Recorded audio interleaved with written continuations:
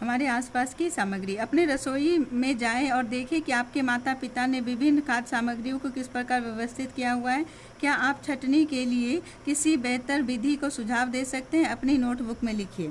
मेरी रसोई में खाद्य सामग्री की श्रेणियों के आधार पर व्यवस्थित किया गया है, जैसे अनाज, दालें, मसाले और ताज़े खाद्य पदार्थ। मैं सुझाव देता हूँ कि सामग्री को उपयोग की आवृत्ति के अनुसार रखा जाए, जिसकी रोज़मर्रा की वस्तुएं आसानी से उपलब्ध हो। लेबलिंग का उपयोग करके अलमारियों की ओर व्यवस्थित किया जा सकता है, ताकि हर सदस्य आसानी से सामग्री ढूंढ सके, है ना। डब्बा पर नाम लिखा हुआ होना चाहिए कि इसमें क्या है, इस डब्बे में क्या है।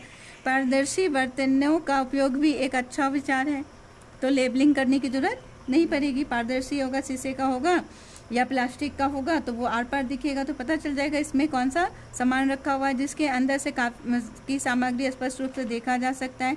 इस तरह की व्यवस्था रसोई घर में चीज़ें साफ सुथरी और आसानी से सुलभ रहेगी। स्तंभ 1 में दिए गए अक्षरों को सही क्रम में लिखिए और प्राप्त शब्द को मिलान 2 से संबंध करें। वयद्र, तो ये जिसके आर पार स्पष्ट रूप से देखा जा सकता है। लस्सी, ये गलत है ना लिखा हुआ, द्रव्य होगा। क्या होगा यहाँ पर? द्रव्य। द्रव्य क्या होता है? स्थान गिरता है, जिसका द्रव्यमान होता है वो क्या कहलाता है? द्रव्य। ये नहीं लिखना है, डायरेक्ट आंसर लिखना है इसका। द्रव्य क्या हो गया? जो स्थान गिरता है और जिसमें वजन होता है, जिसका द्रव्यमान होता है, वो क्या कहलाता है? द्रव्य। घुलनशील, ये उल्टा लिखा हुआ है, तो क्या होगा? घुलनशील, जल में पूरी तरह से घुल जाता है।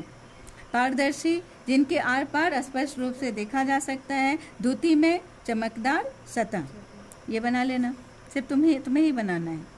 दुकानों और घरों में सामग्री रखने के लिए जिन पात्रों का उपयोग किया जाता है वे प्रायः क्या होते हैं? पारदर्शी होते हैं। इसके कारण बताएं। कंटेनर आमतौर पर पारदर्शी होते हैं, ताकि उसमें रखी सामग्री आसानी से देखा जा सकता है, तो आसान से देख सकते हैं। इसलिए होता है क्योंकि आसानी से उस चीज़ को देखा जा सके। इसके अंदर रखी सामग्री को जल्दी से पहचानने और उसका पता लगाने में मदद मिलती है। बताएं कि नीचे दिए गए कथन सही है या गलत, और गलत कथन को सही करके लिखें। लकड़ी पारभासी है, जबकि कांच अपारदर्शी। ये गलत है। लकड़ी क्या है? अपारदर्शी, जबकि कांच क्या है? पारदर्शी है। पारभासी भी नहीं है, कांच पारदर्शी है। एल्युमिनियम की पन्नी में चमक होती है, जबकि रबर में नहीं। सही है, सही है ना। एल्युमिनियम की पन्नी में चमक होती है, जबकि रबर में नहीं होती है। चीनी जल में घुल जाती है, जबकि लकड़ी का बुरादा नहीं। ये भी सही है। सेब एक द्रव्य है, क्योंकि यह कोई स्थान नहीं घेरता है, इसमें द्रव्यमान है। गलत है। सेब एक द्रव्य है, क्योंकि यह स्थान घेरता है और इसमें द्रव्यमान भी होती है।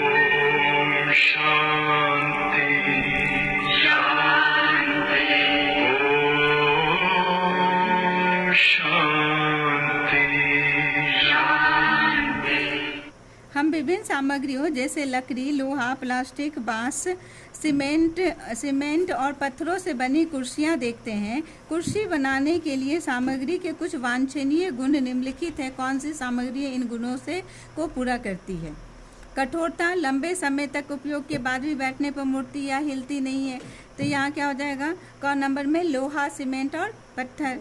हल्का भार एक स्थान से दूसरे स्थान तक ले जाने में, उठाने में आसान होता है। किसे? प्लास्टिक, है ना। और बांस को सर्दियों में बैठने पर अधिक ठंडी महसूस नहीं होती है। लकड़ी और बांस पर हमें इसे नियमित रूप से नेक्स्ट क्या है? इसे नियमित रूप से साफ किया जा सकता है और लंबे समय तक उपयोग के बाद भी नई जैसी देखी जा सकती है। प्लास्टिक, लोहा, सीमेंट और पत्थर। समझ गए? यहाँ पर जैसे दिया हुआ लकड़ी, लोहा, प्लास्टिक, बांस दिया हुआ ना, इसको ये सब में अलग अलग करना है। आपको खाद्य अपशिष्ट, टूटा हुआ कांच और रद्दी कागज एकत्रित करने के लिए पात्र की आवश्यकता होगी। इन सभी प्रकार के अपशिष्टों के पात्रों के लिए आप कौन सी सामग्री का चयन करेंगे? आपको सामग्रियों के किन गुणों के बारे में विचार करना चाहिए। खाद्य अपशिष्टों के लिए ऐसे प्लास्टिक कंटेनर का उपयोग करेंगे जो रिसाव रोधी हो और भोजन के प्रति गैर प्रतिक्रियाशील हो।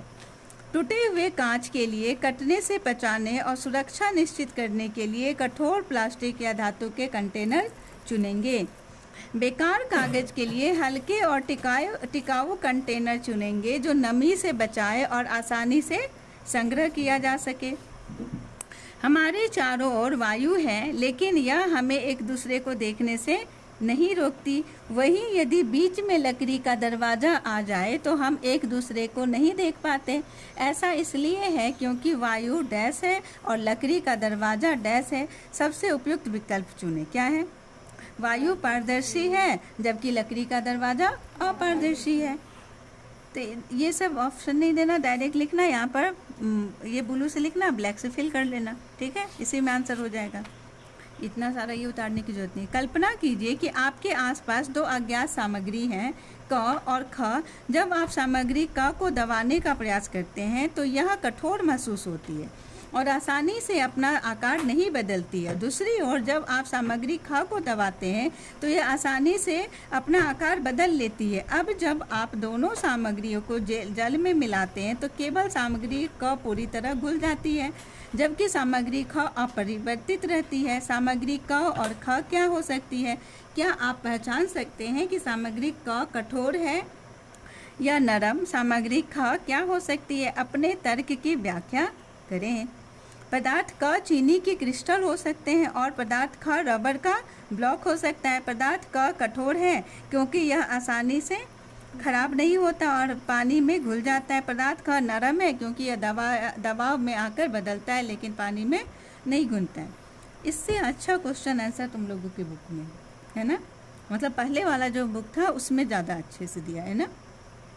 इसमें ये है जैसे प्रैक्टिकल जैसा लगता है, से प्रैक्टिकल, मगर उसमें कितने डेप्थ में क्वेश्चन है वो याद करेंगे तो अच्छे से समझ में आएगा। तो वो लिख तो ली ही हो, इसे भी तुम लिख के आना, ये भी अच्छी है। चलो, मैं कौन हूँ? दिए गए गुणों के आधार पर मुझे पहचाने। मैं चमकदार हूँ। धातु। कौन हूँ? धातु।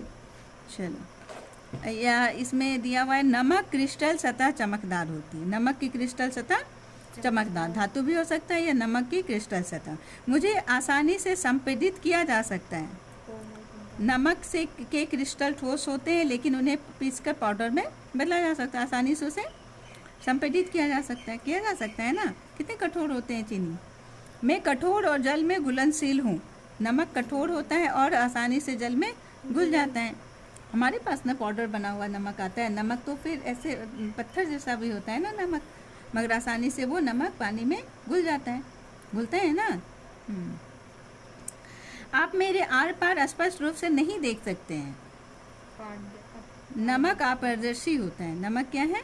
अपारदर्शी होता है। मुझे द्रव्यमान और आयतन है लेकिन आप मुझे नहीं देख सकते हैं। वायु, हवा, है ना। जब नमक जल में घुल जाता है तो वह अदृश्य हो जाता है, ये भी है बात सही, लेकिन उसका द्रव्यमान और आयतन रहता है। ठीक है। मेरी बनाई हुई मैं कौन हूँ? ठीक है, मैं ठोस हूँ लेकिन आग में पिघलकर तरल बन सकता हूँ। मैं कौन हूँ? पहली क्या है? मैं ठोस हूँ लेकिन आग में पिघलकर तरल बन सकता हूँ। लोहा बन सकता है ना। मेरी सतह पर प्रकाश पड़ने से मैं चमक उठता हूँ। धातु। आप मुझे आकार दे सकते हैं और विभिन्न रूपों में ढाल सकते हैं। मुझे आकार दे सकते हैं और विभिन्न रूपों में ढाल सकते हैं। पानी को भी आकार, बाल्टी में रखेंगे तो बाल्टी आकार का होगा और विभिन्न रूप में उसको हमको ढाल सकते हैं। ग्लास में रखेंगे तो गिलास आकार का। मैं विद्युत का सुचालक हूँ। धातु। हाँ, लोहा। मैं भारी हूँ लेकिन किसी चीज़ को थामने के लिए मजबूत हूँ। हाँ, मैं भारी हूँ लेकिन किसी चीज़ को थामने के लिए मजबूत हूँ। आप सीमेंट। मैं भारी हूँ, सीमेंट भारी है, लोहा ही होगा, लेकिन किसी चीज़ को थामने के लिए मजबूत हूँ।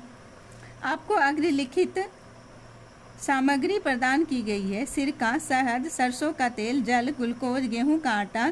सामग्रियों के कोई ऐसे दो जोड़े बनाएं जहां एक सामग्री दूसरे में घुलनशील हो और कोई दो जोड़े बनाएं जहां एक सामग्री दूसरे से अघुलनशील है।